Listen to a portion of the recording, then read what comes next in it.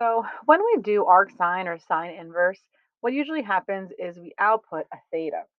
So what I'm going to do here is do the inverse, and that's going to give me sine of theta is equal to -1 over the square root of 2.